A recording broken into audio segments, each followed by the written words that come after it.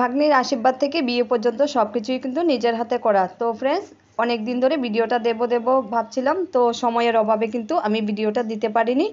তো এখন ভাবছি যে ভিডিওটা এডিট করে তোমাদের সামনে নিয়ে আসি। এখন হচ্ছে দেখো আশীর্বাদের জন্য কিন্তু ঘর সাজাচ্ছি, ঘরের কাজকর্ম চলছে, তো এটাও আমার হাতেই করা ছিল।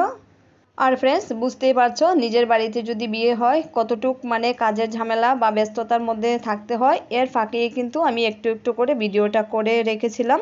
তো সময়ের অভাবে কিন্তু ভিডিওটা এডিটিংও করতে পারিনি, তোমাদের সামনে তুলেও ধরতে পারিনি। তো ফ্রেন্ডস, আশীর্বাদ থেকে বিয়ে, তারপর হচ্ছে চতুর্থ মঙ্গল, তারপর ফিরা যাত্রা, প্রায় মানে 10 দিনের মতো হয়ে গেছে। এই ভিডিওটা মানে করে রেখেছি সব কিছু মিলিয়ে ঝুলিয়ে। এখন কিন্তু দেখো পার্লার দিদি এসেছে আমাদের বাড়ির সামনে, ওনার নাম হচ্ছে মৌসুমি দিদি। উনি আমার ভাগ্নিকে সাজাচ্ছে। আর আমার অবস্থা দেখো, আমি কিন্তু একদম কাজের মাসি সেজে বসে আছি, কেননা বাড়িতে অনেক কাজকর্ম। তো সব কাজকর্ম শেষ করে লাস্ট দিকে কিন্তু আমি সাজবো। তো আমি আজকে পার্লারের দিদি থেকে সাজবো না, আমি নর্মালি সাজবো, যেহেতু আজকে আশীর্বাদ। তো বাড়ির কাজকর্ম সব কিছু শেষ করে আমি কিন্তু বিকেল 2টা বেজে গেছে, কিন্তু এখন 2টার সময় কিন্তু আমি স্নান করতে গেলাম।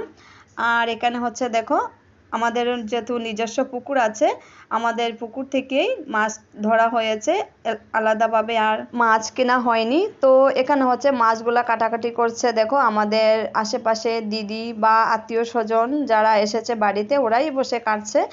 আর এখানে রান্না চলছে, মাছ ভাজি করা হচ্ছে। আচ্ছা যাই হোক, কী কী রান্না করবে জানি না, আমি মাছের ভিডিওটাও তোমাদের সাথে শেয়ার করলাম। এগুলা কিন্তু সবগুলাই আমাদের পুকুরের মাছ। তো ফ্রেন্ডস, বাড়িটাও দেখো খুব সুন্দরভাবে কিন্তু ফুল দিয়ে সাজিয়েছে। এটা কিন্তু তোমাদের পাশে মানে শেয়ার না করে পারলাম না। আমার কাছে কিন্তু বাড়ি সাজানোটা খুব ভালো লেগেছে। আর ঘটের যে বিশেষ করে মানে যেটা সাজিয়েছে ওটা কিন্তু খুব ভালো লেগেছে।